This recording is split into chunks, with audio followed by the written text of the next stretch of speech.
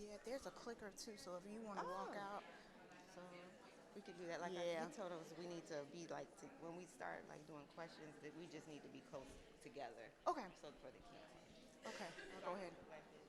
Yeah, okay. Good morning. How are you all doing today, this morning? Good, good.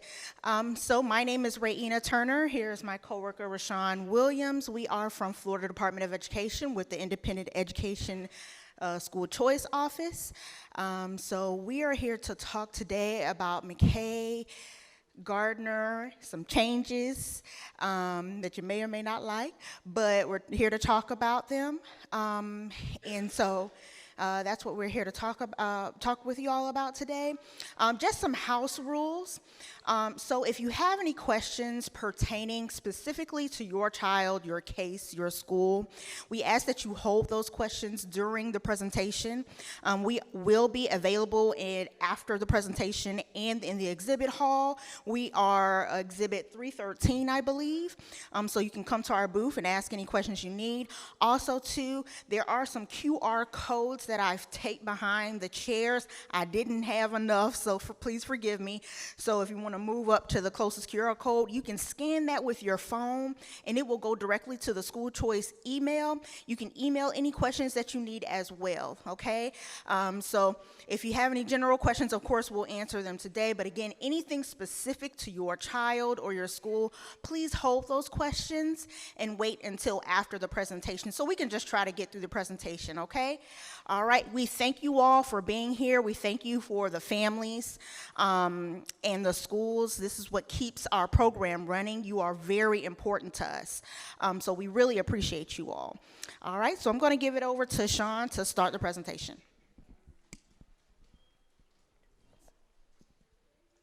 All right. Good morning, everyone. Welcome. If you are returning to the Family Cafe, welcome back. If you are new this year, welcome again. I hope everything is going according to plan. I know it's a little bit different this year, but all in all, it looks like a good turnout, and I hope you guys are enjoying yourself. So again, my name is Rashawn Williams. I am one of the scholarship program managers for our school choice office. And I'm going to first start off by talking about the John McKay scholarships. Just a show of hands, any of parents now that have students currently on the McKay scholarship? Okay, great. So I know you all are probably wondering about what's currently going to transition over into McKay. I really want to touch base first on just the background and what's in place for the upcoming school year, and then we'll touch a little bit on what to expect for the 2022 school year with the changes to the new House Bill 7045. And those of you who do currently have children in the McKay, whether it's the private or public option, we'll kind of go over the responsibilities on that end as well. All right, so first, just a little history with the McKay program. It has been around now for a little bit over 20 years. And it was initially established with families in mind who have students who had students in the public school system with an IEP or a 504 plan. It provided the opportunity for your child to attend another public or private school in the state of Florida, any private or public school that was participating in the program in the state of Florida. That option for you all to choose a more suitable, or what you would like to consider a more suitable education program for your child. So the requirements initially that were in place is your child must have been in a Florida public school system first to qualify with an active IEP or 504 plan under your school district. The age, if your child is getting ready to enter kindergarten for the school year, turning 5, through the age of 22, could be considered for the program. And of course, again, the key thing is you have to have your child in the public school system in order to become eligible. Now, there were exceptions to the public school requirement. If some of you all transitioned in the program through your Early Learning Coalition, there's the specialized individual instruction service program that the Early Learning Coalition provides to students who are evaluated with an IEP. And if they are grandfathered into that program, you don't have to meet the public school requirement. Other exception was the military families. If you're being deployed from anywhere else throughout the state or the country and you're coming to Florida, those military families whose children did have an IEP or a 504 plan in their other state can come into the McKay program without having to meet the Florida public school requirement. And then maybe about 2 or 3 years ago, legislative went ahead and approved for foster care students. As you know, when they're displaced throughout the school year, they may not meet the public school requirement either. So we did make that consideration, and now any foster care families and students can qualify with the program without meeting the public school requirement. So how do you hear about McKay? Either through word of mouth, but if your child was in the public school system and you had an IEP evaluation completed or a 504, it is our school district's responsibility to get the word out about the program.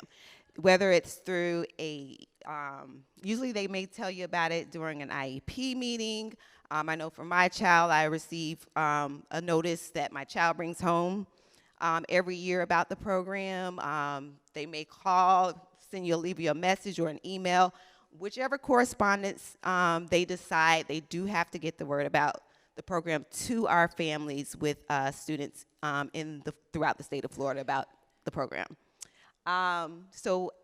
And again, that is within a 10-day time frame of when your child's IEP or a 504 is established. Any questions? That is our phone number. We'll provide this information again to you at the end of the presentation. The applications are online. It's an online application to apply, and it's through our website, floridaschoolchoice.org.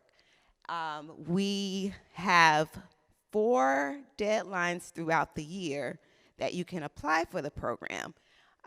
In order for, say, if you want your child to use the scholarship in a private school, of course, you need to apply throughout the summer between February and July 3rd. That way, you're locked in to receive 100% of the scholarship funding throughout the year. Then we have 3 more deadlines that you can apply for the scholarship throughout the year, where you can get 75%, 50%, 25%. Say if you don't know yet where you want to decide to take your child to school, you still may be deciding on the public option, see how that works out. And then later on, you may find another private school in your area. Well, you can, transition your child out of the public school system into the private school sector anytime during the school year, as long as it's around the time frame of the deadline, so that you can make sure your child is covered for funding for that pay period in which you want to grandfather your child into the private school system. Now, again, students must be enrolled in public school at the time you actually submit your application. Click that button. And then once you're approved, then you can decide whichever option you would like for your child. The applications do remain on file until April 30th. So that means you have the up to April 30th of the school year to decide whether or not you want to take advantage of the program. Now, after filing the application, the districts are the ones who determine if your child is eligible. And again, they look at the 4 requirements, whether your child's IEP or 504 is up to date, if your child has met the public school requirement, age, and grade level. They can have up to 30 days to review the application, but typically within a 2-week time frame, they will notify parents with a status update. You do receive an email notification from our department once it's been submitted with a 12-digit confirmation number where you can check the status online. And You also will receive further updates on when the any changes to your child's application. We will send you a notification on any updates. So again, scholarship payments. Where does this money come from? McKay, again, was designed for public school students in mind to transition either to another public school or private school. So how did they have to come up with the money? It's through the Florida Finance Education Program, which is the same funding pool that we pay for our students to attend public school. So pretty much that money that they're covered for under the state for public schools, they're using this funding of your choice to either move to a different public school or take the money and help pay for the tuition and fees for a private school of your choice. So again, we have our 4 payouts for the year. September 1st is the first, and on that one, that means the child is guaranteed 100% covering of what they're eligible for. That can go towards, again, private school tuition and fees, anything educational related to the private school that they're charging you for. If the private school offers a tutoring program, a therapy program within their school system, you can use the funding to help pay for that if you have enough of the awarded amount. Now, the schools do also have to make sure that your child is enrolled on their account. They are responsible for enrolling the child in the program for you. You don't have to notify our office of when you decide to select a school. Everything goes through the schools, and they are responsible for managing your child's McKay account. Again, I'm kind of repeating some of this information regarding the student's grade level, district, and matrix. That's how the funding is calculated. So if your child's on the high, like the lower end, 251 spectrum, 252, 253, the funding does go up according to the needs of the child, of how much services and accommodations the child is receiving, whether it's on a weekly basis, monthly, annually. The funding is calculated that way, which is the same as how these children are getting funded through the public school system. Of course, district, it also plays a part. Some districts may receive more funding than, like Orange County may receive more funding than students in St. Johns County, just because of the population, of course, and the budget that is approved for that state, or for that county. Students receive the state maximum of private schools, which means sometimes, I know that's a question that comes up, like, will the scholarship pay for the children's entire private school funding amount? Not necessarily. Private schools get to decide how much they want to charge. So if your child is receiving $7,000, but the private school cost is $10,000, we will pay the maximum of that amount, but you'll have to discuss with the private school that difference. Some schools, you can always ask if they offer additional financial assistance, payment plans or whatnot. Some schools also may offer their own scholarships that can offset that cost. Okay, so looking forward, what I just explained was currently what's in place for McKay. Next year, for the school year 2022-2023, McKay will transition, and it will no longer be called John McKay Scholarship. It will transition under the Family Empowerment Scholarship for special needs students. We are in the process of working with our scholarship funding organization, Step Up for Students, and the AAA Scholarship Foundation on the transition of the programs. Those funding organizations will soon take over this McKay Scholarship once it becomes the Family Empowerment Scholarship under the special needs. So we will, throughout the year, be providing you all with updates on the new changes. Those of you that are currently receiving the McKay funding for your child, you won't see too much of a change other than you're just going to be working directly with our funding organizations, or your private schools will, or if you decide if you want to maybe use this scholarship for a different option, you'll have that availability that you didn't have before to use it for home education, tutoring, therapy, and additional other supplies, equipment that you may need for your child should you decide to look into another avenue for your child next year. Marina's going to talk about the transitions of the Gardiner Scholarship Program.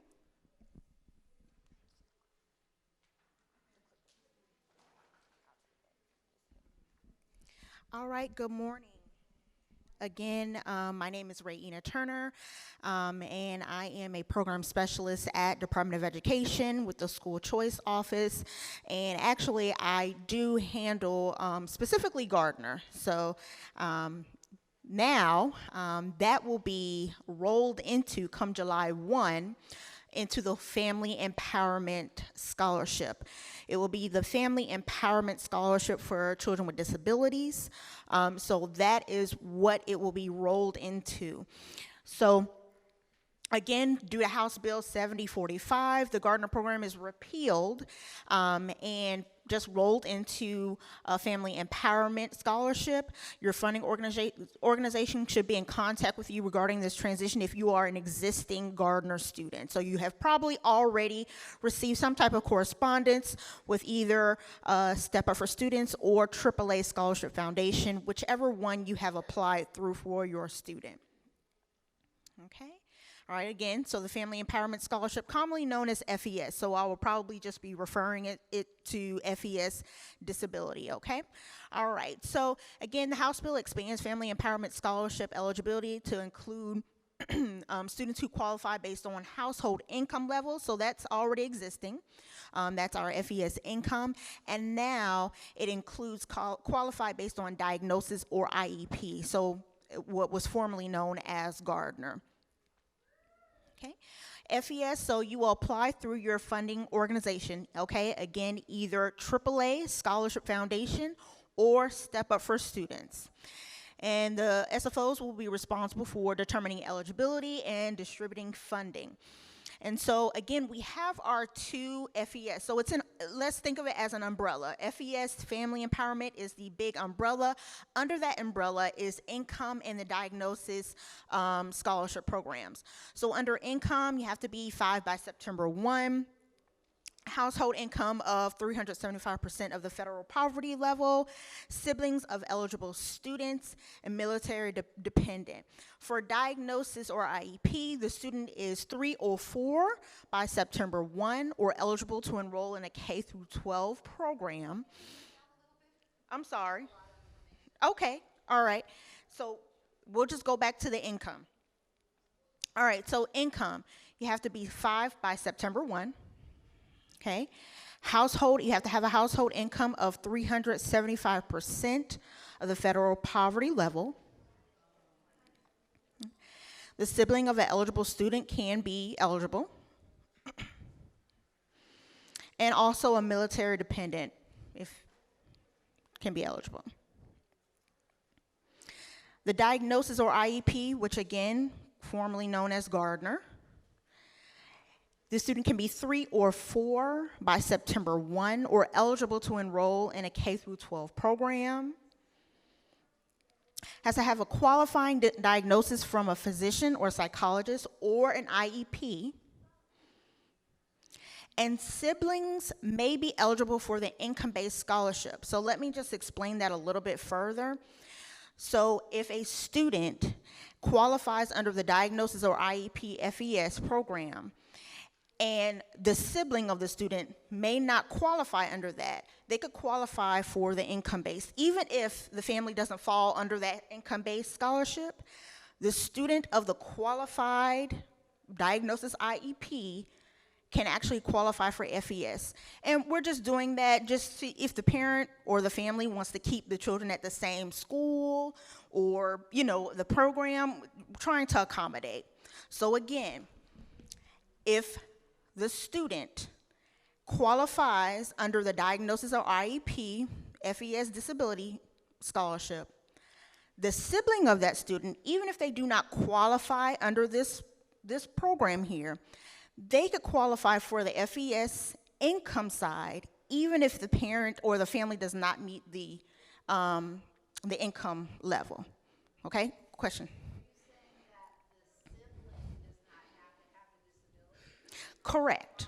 They do not have to, so even if the sibling does not have those qualifiers, if they don't qualify under this, they could qualify under FES income. Okay? Go ahead.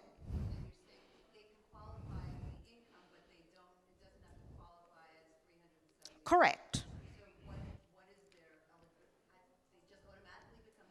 Correct.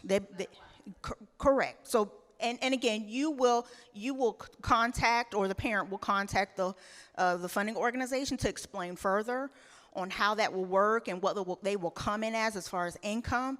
But that is under statute.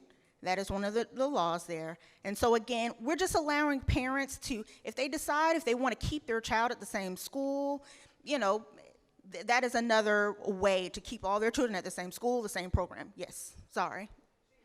Go ahead, I'm sorry.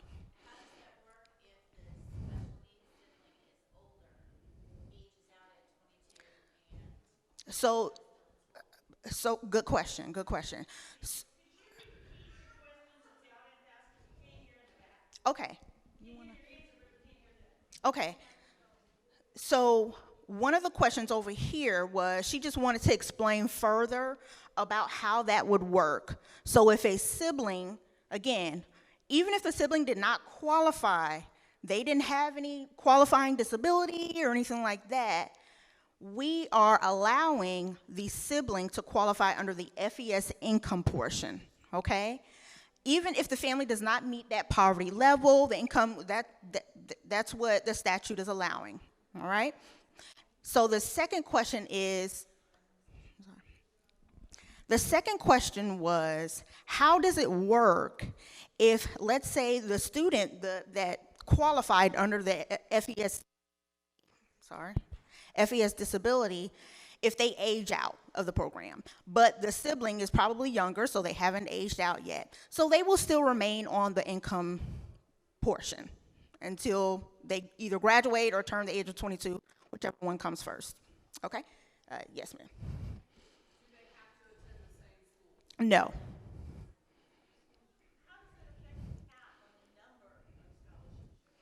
So that's a good question. So as far as cap is concerned, we so there is a bit of a cap. There is a bit of a cap. Okay, we're not going to discuss that further on and go into logistics of that, but we're trying to. I'm sorry. Um, Not necessarily. So yeah, I'm not going to go into it further because it's a lot of logistics. Yeah. Yes, ma'am. I understand. I definitely understand, but I don't want to confuse everybody else, and that'll be a long discussion. Um, Go in the back. I'm sorry. I didn't see you. I'm sorry.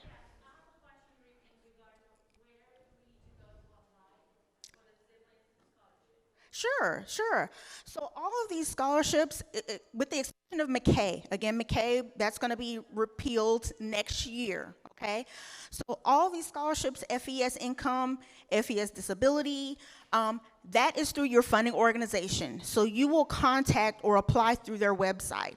So AAA, AAA Scholarship Foundation, you will apply through their website.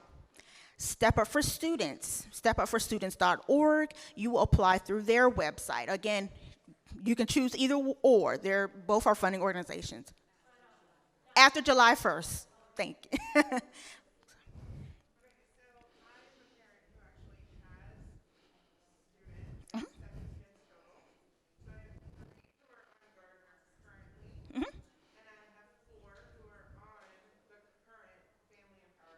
Okay.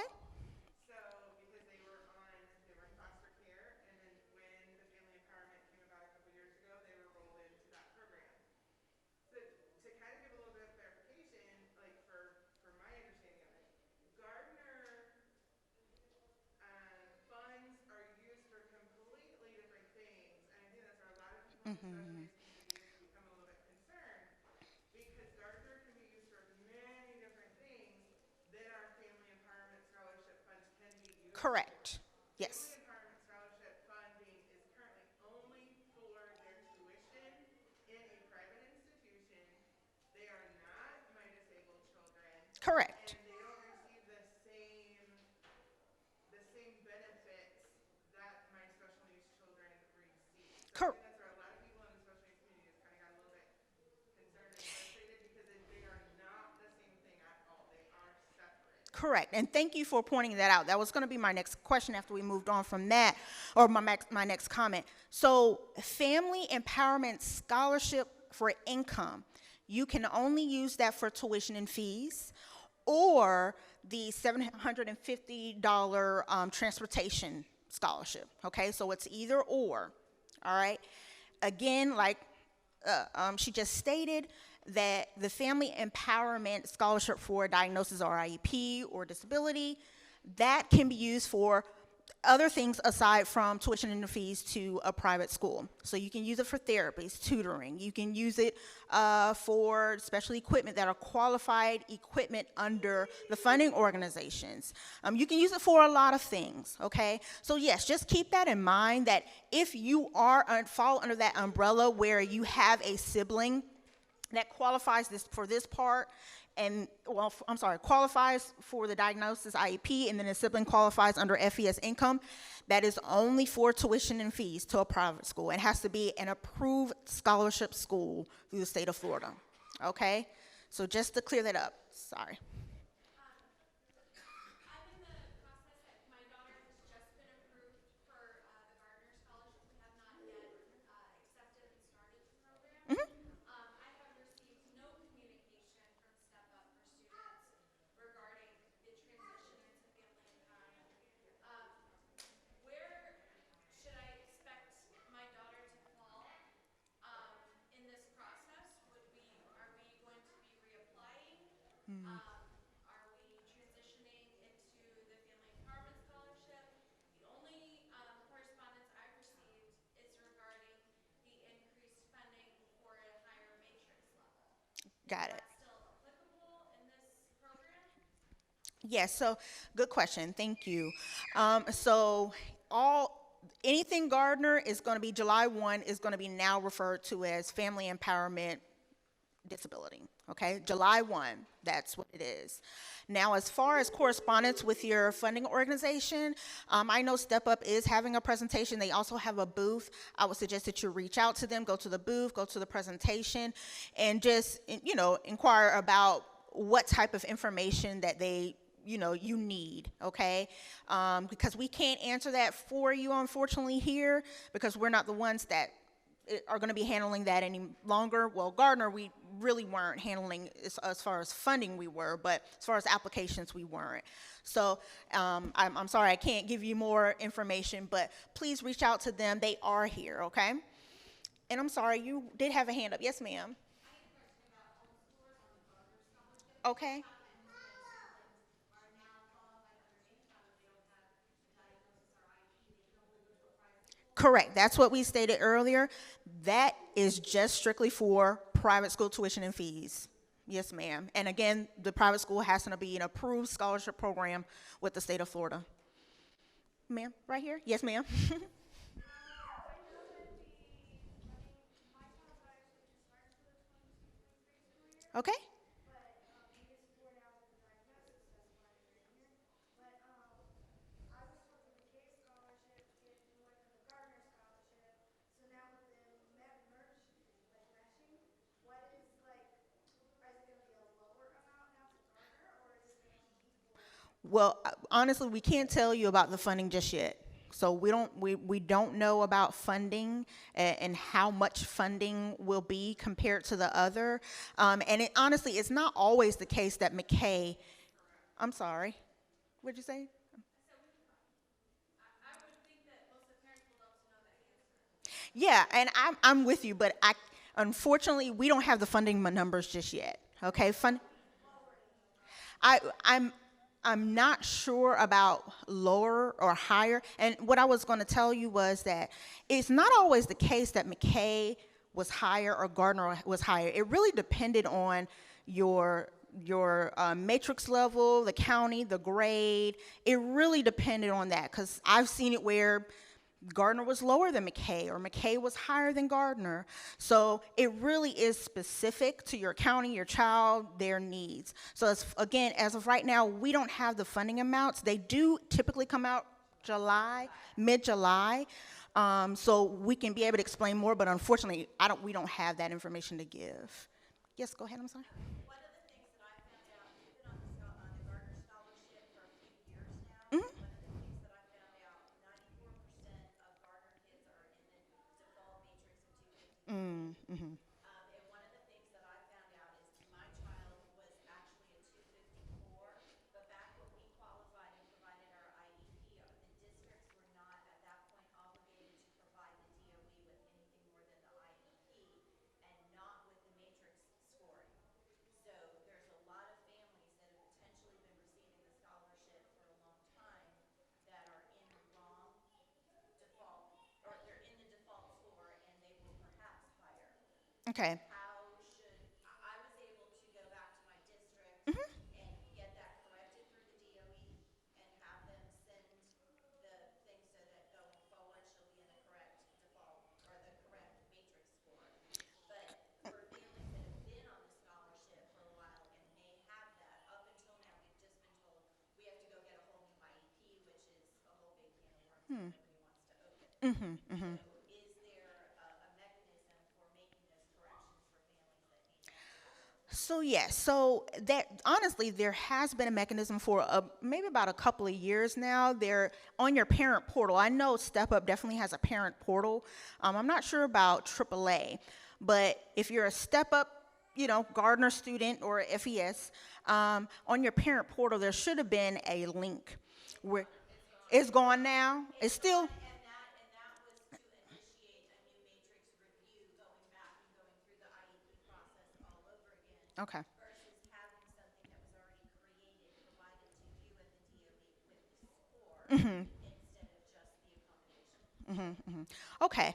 So, well, I mean, we'll have to talk with the funding organizations to get that, rectified or see how we're going to go forward with that. But again, I just want to stress before, and I believe they stopped if they stopped that link, it should have been sometime in May or April.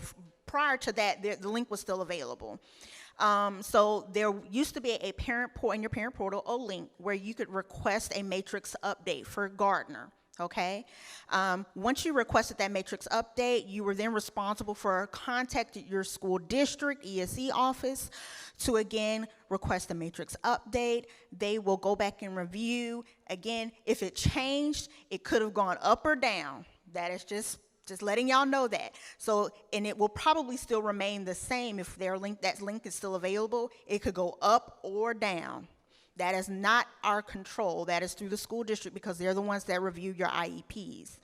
Okay? So once that changes, we are then notified of the change. The scholarship amount is, again, recalculated and changed. And then if you were already paid out in that said 253 matrix score through the year, then we would, if we had enough funding, and most of the time we try to get those students who have those matrix updates, we try to give them priority, and then we will pay the difference of that.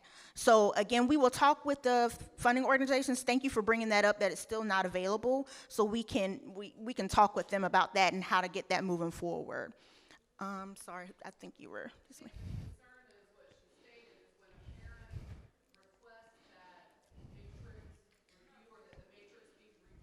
Mm-hmm. To the funding organization, the school systems very often are refusing to report it. They're saying, no, you have to come back and get a whole new IEP.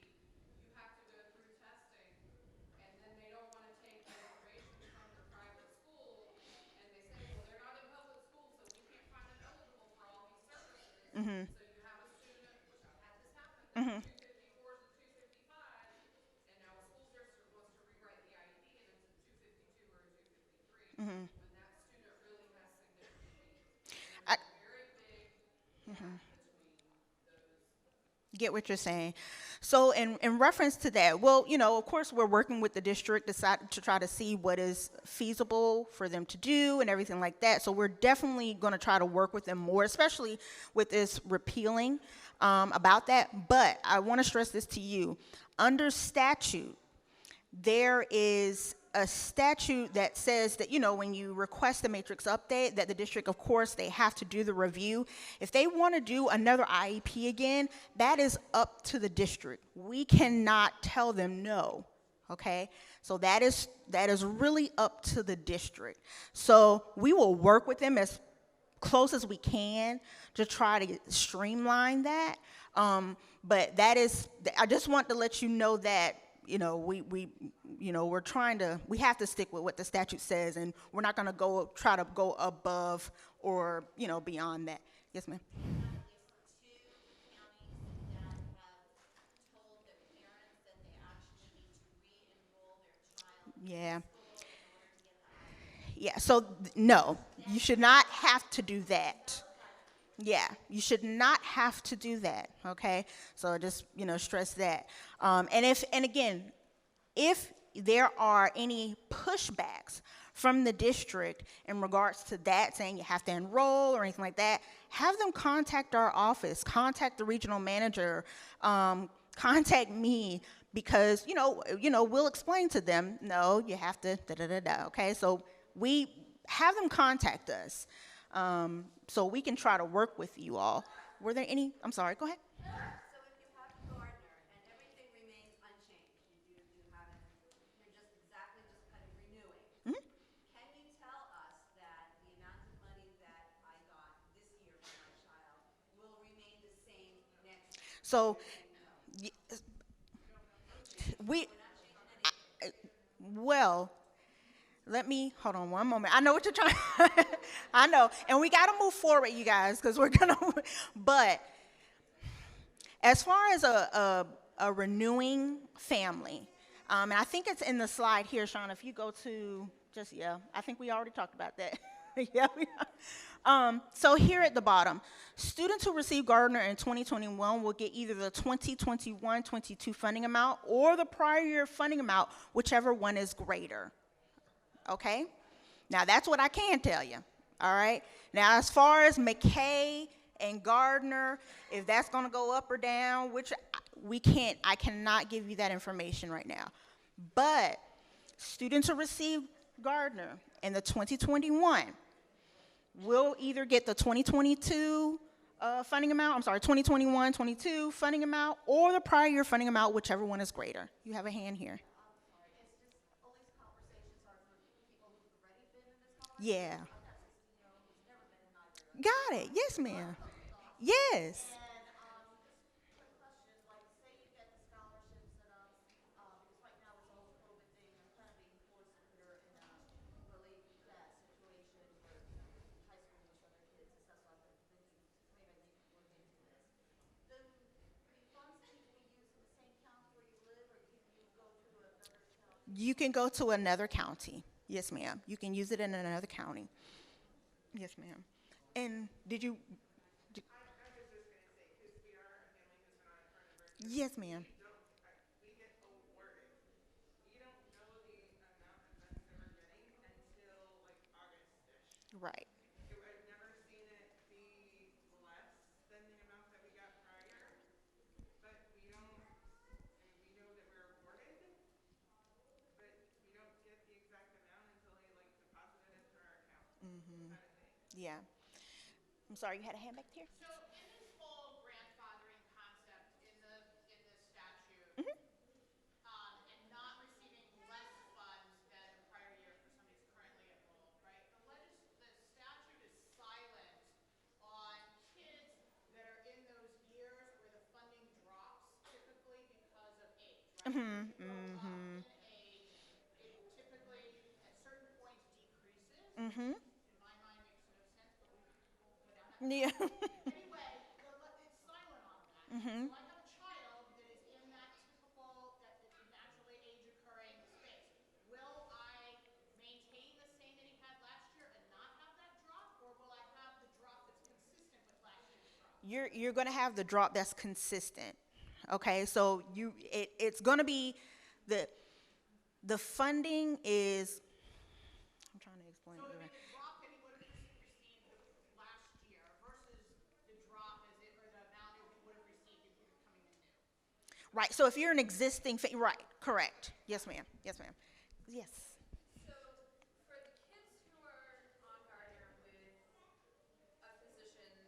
like our rare disease kids, in the statute it says if you choose to go to the school district, they have 30 days to Mm-hmm. get the fee. Mm-hmm. What are parents, is the DOE reaching out to these districts and reminding them that they have 30 days? Because a lot of us are hearing, nope, we not doing them in 30 days. We don't have to. So we do have newsletters, reminding school districts, district letters reminding school districts of their responsibility per statute. Now, we're not giving them a reminder every 30 days. We're not doing that. But we are reminding districts. Again, if you are having an issue with that, contact our office. We will, yeah. That are parents are wanting because of increased matrix score. And I know our county is kind of pushing back on it currently. Okay. You can speak with us at the booth or afterwards. We will get in contact with the district to remind them that they have those 30 days. So yes, we will work with you. All right, so let's try to move forward just a little bit, okay? All right, can you go back to the previous slide just really quick? All right, so here are some changes, all right, to existing Gardner families. So accounts are closed after 2 years of inactivity. Previously, it was 3 years, okay? And from one of my step-up representatives, what they told me, buy a pencil, buy something. If you are going to hold on to, and I understand that some people are holding on to those scholarship fundings to pay for ABA therapies, which are really expensive. We understand that. But if you want to keep it active and you don't want to spend all the money, buy something that a qualified expense with your scholarship so you can keep it rolling, okay? So just keep that in mind. But it's 2 years instead of 3. Quarterly payments to the scholarship funding organization. All right. So instead of what we were doing is we were trying to do the payments every month to the scholarship funding organization. So Department of Education would send the SFOs a lump sum of money for any ones they invoiced us, and SFOs again are responsible. We're responsible for distributing the funds out to the parents or the schools. And again, we were trying to do that every month. Now it is quarterly. So we are working very closely with our funding organizations, Step Up for Students and AAA, to try to see if we can get those funds out to parents as fast as we can. But again, those are statute changes. Okay. And again, like we talked about, as far as funding. Go ahead, I'm sorry. So how's that going to impact? You just referenced ABA therapies being so expensive. A lot of families have to dish out $5,000 in one thing. Now, it sounds like we're going to have to eat $2,500 until the next quarter, even though we're utilizing that service. And I know my daughter has 5 service providers that are utilized through the scholarship, and 2 of them are going to probably stop being direct pay providers because they're already waiting 3 months to get reimbursed. One of them's got an equity line on her home to make payroll to her therapist, and she's not getting reimbursed. So how is that all going to truly impact us? Well, again, that's really a question for the scholarship funding organizations, because we're not the ones that's actually distributing the funds out to the parents and the schools. It's really the scholarship funding organizations. Again, this is in statute, so there's really not much that we can really do about these changes. And again, if there are some changes in here that you feel like can be better altered or anything like that, please contact your local representative to represent you guys and the changes that you need. But as of right now, that is through the scholarship funding organizations, and we are working very closely with them to try to get that out, okay? All right, again, our scholarship funding organizations, AAA, Scholarship Funding Organization, and Step Up for Students. And again, after July 1, you can apply for your FES diagnosis or IEP scholarship or disability. You can go forward. All right, so our additional scholarship programs, we have a couple more. Our reading scholarship accounts. So the reading scholarship program, that gives a $500 scholarship to any student from grade 3 through 5 who are enrolled in a Florida public school who scored below a level 3 on the grade or for statewide standardized testing for ELA, a $500 scholarship, okay? They can use it for tutoring, instructional materials, curriculum, and here again are the different expenditures. Fees to after-school education program designed for reading or literacy skills. Again, that is ran through Step Up only. I think these last two is just ran through Step Up for students that we're going to talk about. Is that one actually funded in the budget for this year? It is. It is. It is. We thought it was, but it is. So let me just say this. This is a great scholarship, but it is being underused, okay? Please, you guys, if you know anybody that, has a child that is, struggling, that falls within this grade level and everything like that, please refer them to the scholarship program. It's wonderful. It is I will say this, if they decide to use it for tutoring, the tutor has to be a qualified tutor through the funding organization. And so there are some qualifiers, but just please, go ahead. Are school districts required to notify parents of this scholarship if their child scores below level 3? Now, as far as Saying the scholarship will be utilized. yeah, so I don't believe in statute they're actually required to. We definitely let the school districts know, and I know some school districts who are definitely telling parents about it. But again, if that's something that we need to, and it sounds like we do, we really need to kind of press upon them to try to get the word out as well. We will definitely do that. Do we have that? I believe we have it in our district newsletter as well, about the reading scholarship. Go ahead. In our district, we're required to tell the parents about McKay, but we've never even heard of Gardiner. You never heard of Gardner? What district are you? Dade? Okay.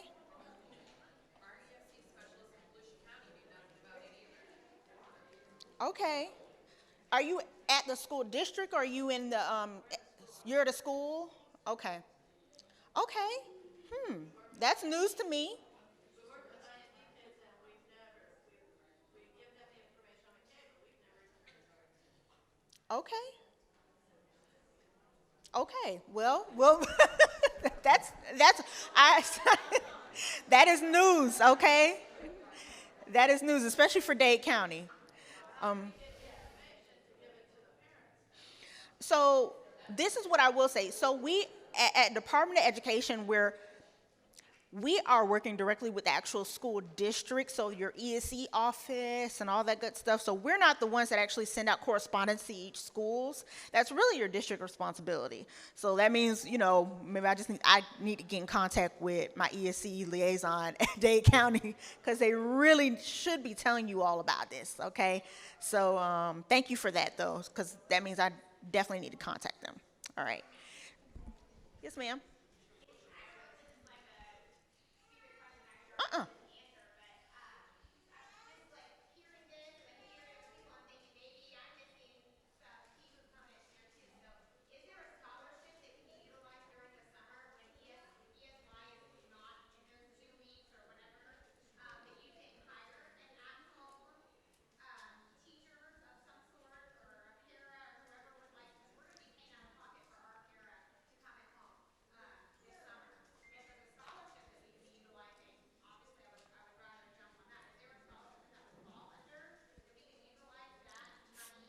During the summer, that's what you're saying? You should be able to utilize that, and for Gardner or FES our new FES diagnosis RAP. You should be able to use that throughout the year, I'm assuming. I'm sorry, not for, I'm talking about you're just talking about a scholarship in general. Central Florida, and usually I help with all the information, and which is very minimal. And I hammer it in. And we only really talk about John McKay, where we come from. We don't talk about any of these other ones. And we just, if you don't know, they're not going to tell you. So, Of course, yeah. especially in our community, maybe it works different other places, but in our area, I don't think they know, and they definitely aren't going to be forthcoming. So Okay. I don't know if I'm missing a key component because we're spending a lot of money out of pocket all the time Yeah, for multiple things. got it. Why this lady with the liquor, we just got back, require liquor, we pay out of pocket for everything for this era. Right. And if I could be utilizing a fund like this summer, I'm seeing our schedule when we get back for dates. So Yeah. I'd rather not spend my own money. Got it. So that really would be a question. Are you already on this any scholarship program, or you're just kind of looking right now? I do John McKay. Okay. I've been so busy that I haven't even tried any of it. The school system's really just doing what I want them to do right now. Okay. Okay. Got them right here where I need them. So I haven't needed to reach out, but if perhaps that's even ignorant. Maybe there's some things I'm missing too.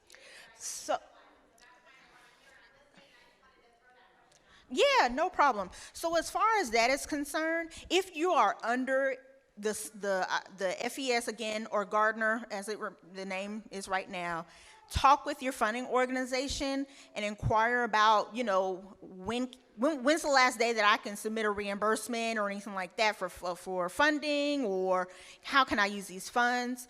But as far as McKay is concerned, you can only use that for summer school or summer program if it's already in your the tuition within the private school, in the tuition and fees when they do your write-up for your tuition and fees.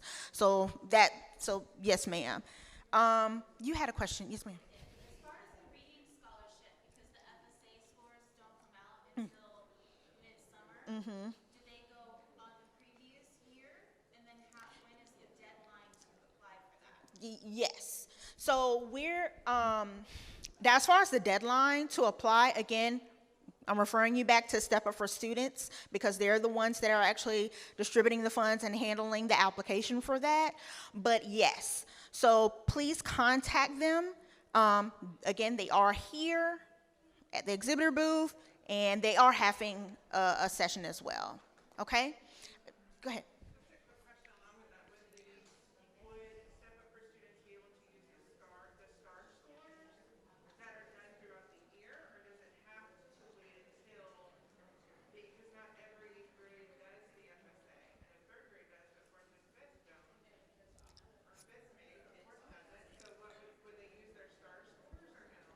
Now, that is a question for Step Up for Students. Yes, ma'am. Yes, ma'am. Is there a place to find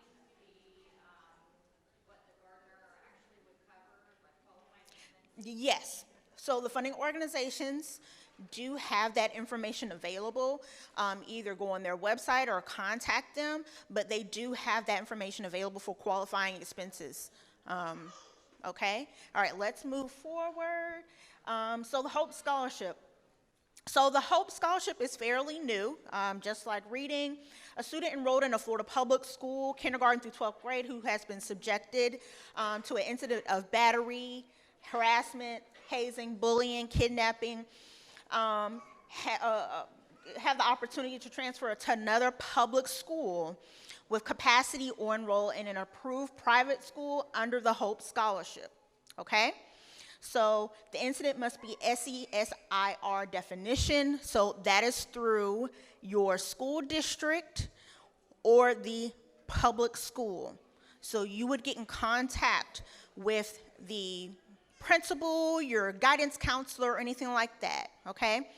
If eligible, districts provide a HOPE notification form to the student, Okay, so if you qualify, the district will provide that form. You will then use that form to apply for the scholarship to attend an approved private school. Okay, so this is another form of voucher money, so you can go to a private school of your choice as long as they are an approved scholarship school with DOE. How to apply, Stepper for Students is the only SFO that administers the reading and the HOPE, okay? So they administer FES, FTC, we didn't touch on that, and reading HOPE. So FES, that big umbrella, the income and the disability side, and reading and HOPE. Go ahead. Yeah. The HOPE or the, okay. Okay, go ahead. And again, you apply online. Are you going to do that? Okay, real quick, we'll discuss those of you who currently have students in the private school sector under the scholarship programs or maybe considering private school option in the future. Just want to just really quick debrief on private school responsibilities. One of our jobs with the Florida Department of Education is to work closely with your private schools.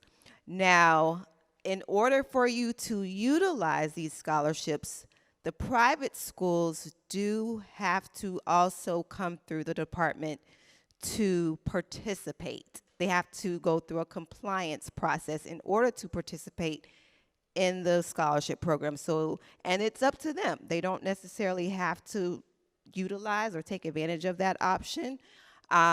They can decide which programs they wish to, which students, scholarship students they wish to accept, and which ones they probably may not, they know they may not be able to accommodate, and decide not to participate in that program.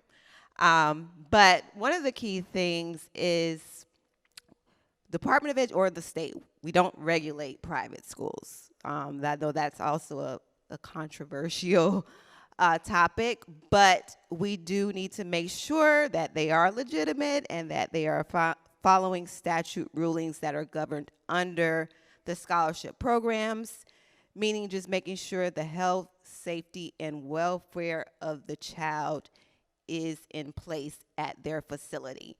So again, they have to also apply and renew their participation every year in the program. That's one of my jobs, is to make sure that they are submitting the appropriate documentation to do so.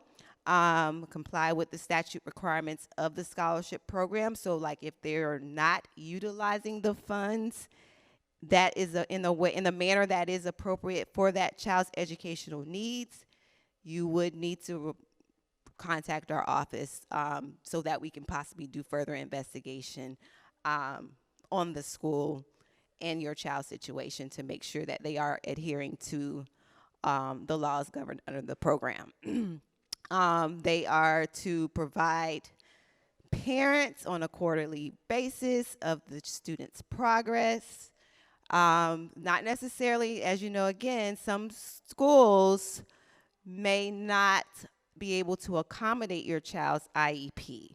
It is, of course, recommended that if they do bring in a child that had an IEP in the public school district, that they try to mirror it with a service plan, but again, it's not required for them to do so. But they still should be providing parents with a quarterly update on the child's progress throughout the school year. Yes.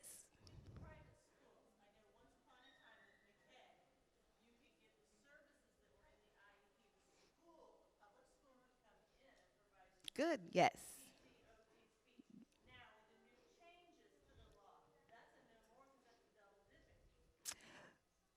Schools can still contract with your district to offer the service. Now, of course, the districts get to decide what services they will offer the child, the scholarship recipient, but that is not considered double dipping. If they go through, they cover it under IDEA funds, which is federal dollars. So as long as it's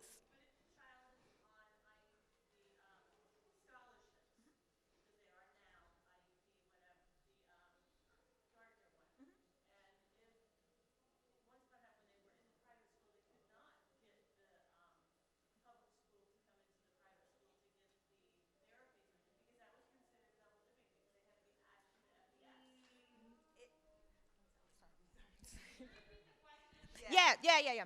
So what she was asking is about therapies or tutoring through the through the public school coming to the private school for your child if the student is on Gardner. We're just using Gardner, okay? And if that's considered double dipping. Is that what you're okay. All right. So um so it's a little complex, but I'm going to try to explain it as much as I can. I can't say just yes or no. Okay. So this is not a yes or no type of question. All right. So yes, if, like Rashawn said, if the student is receiving those services through a service plan, not an IEP. And the reason why is because the IEP is funded different. Okay?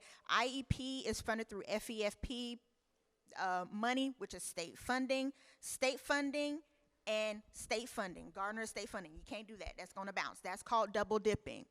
If it's through a service plan, which is IDEA most of the time, then that's not considered double dipping. That is okay. But again, like Sean said, you will need to contract with through the district in order to set that up, and and make sure again it's not through the IEP. Sorry, I'm sorry. Yes. Same answer. It's the same answer. What if the tutoring was being provided to the private school under a Title IX for the county? Like the county schools, some do like a Title IX or Hmm. OHI, and those funds go to the private school for those services. Is Got it. that the same? Uh, yes, we're still following that method. If it's an IEP, if they're trying to fund it or do the services through an IEP plan, double dip, no. Just make sure it's through a service plan. Make sure you know tell the district, hey, want to do a service plan with you all, and they should know what that is. No. So that's still you're not paying for it. Again, yeah. You're not paying for it. Service plan, IEP, and service plan. It's still a plan for your child. So the same type of thing. It's just how it's funded, basically. It's just how it's funded. So, go ahead. I'm sorry.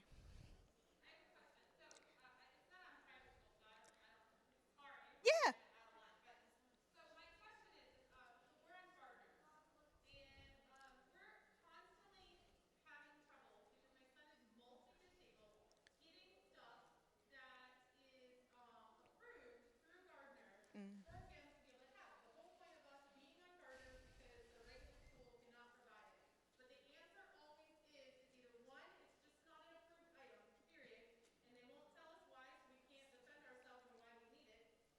Two, the other problem we have is that, oh, well, the school wouldn't have that, so you can't get that.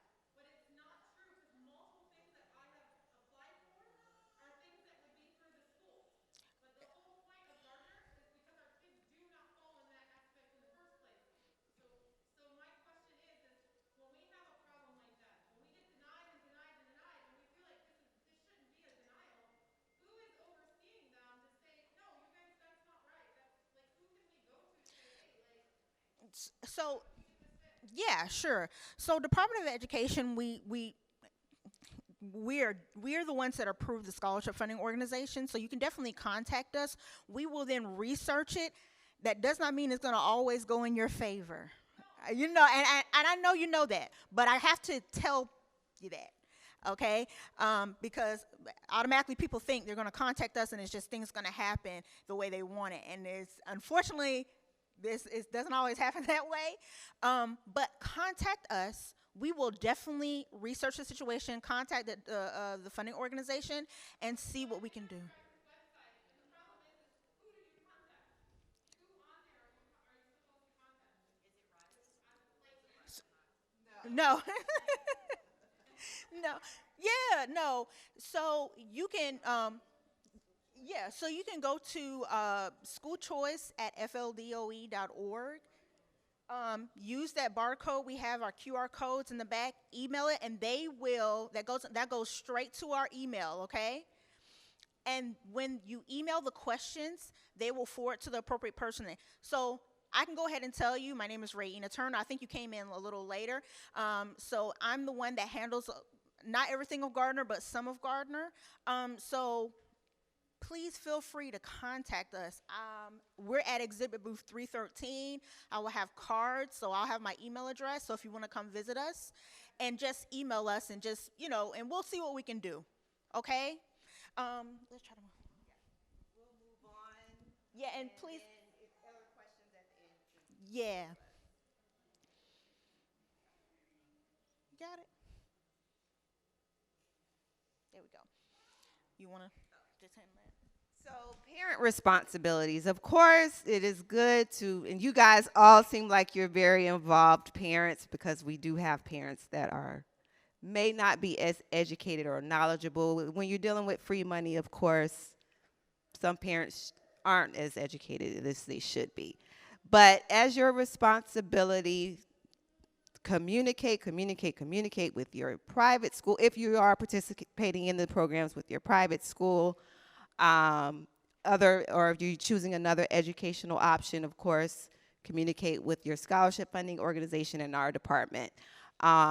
Know how much is being covered under the scholarship versus what the private school is charging you.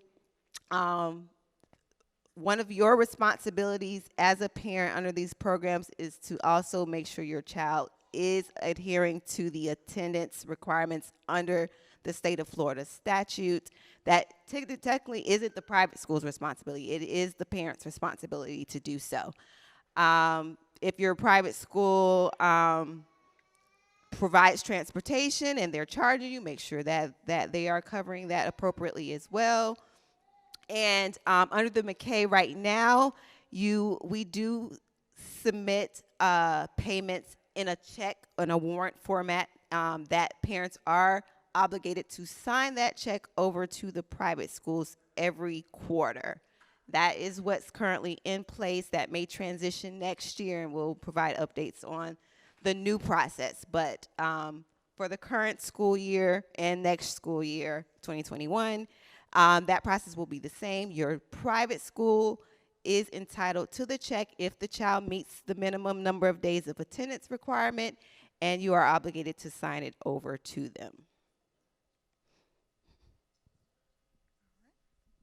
All right, the Family Empowerment Scholarship parent responsibilities determine the appropriate placement if you decide to put your student in a private school, an approved private school, homeschool, Florida virtual school full-time. That is, again, up to you. Go ahead. No, you're okay. Obtain services necessary to educate the student. Again, that just goes back to if you decide to do private school or homeschool. Establish financial terms directly with the providers or the private schools. It is your responsibility to know how much you are paying, and that includes just everything, tuition fees, anything that the private school is offering, or any other services. Arrange for any expenses, go back just a little bit. Arrange for any expenses in excess of the scholarship amount. So the scholarship may not pay for everything, so it is your responsibility to pay for the excess amount, or make arrangements to do so with the providers or private schools. Parents should know FDOE does not license or approve or regulate private schools. Like Ms. Rashawn said, participating private schools are not required to be accredited. Okay, they're not required, some are. Participating private school teachers are not required to be licensed. All right? Private schools are not required to follow the IEP or 504 accommodation plan. That is something that you and the private school or the providers will have to come to an agreement with on how to educate and how to service your child. If it's the IEP plan, that's great. If there's some other plan that you all have customized, that's wonderful. But they're not required to follow the IEP or 504 plan. It is your responsibility, It is your responsibility as a parent to select the educational setting that is the best environment for your child. Go for it. Tips for choosing a private school. Check our website for helpful questions to ask school administrators. We do have that on our FAQs.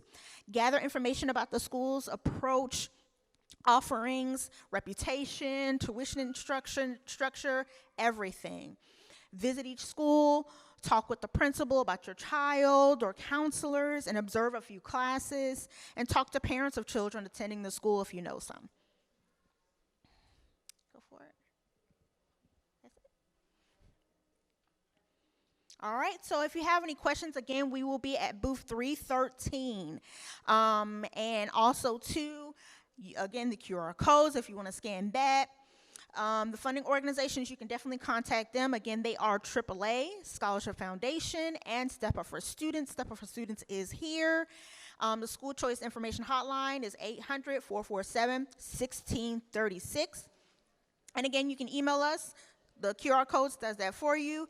Here is our website, floridaschoolchoice.org. And that's it.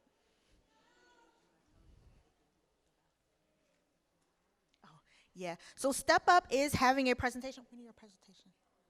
At 1 o'clock in this ballroom. All right, so feel free to come, ask them some questions as well. Again, they do have a booth. We're going to be here in the back. In the back. We will be in the back.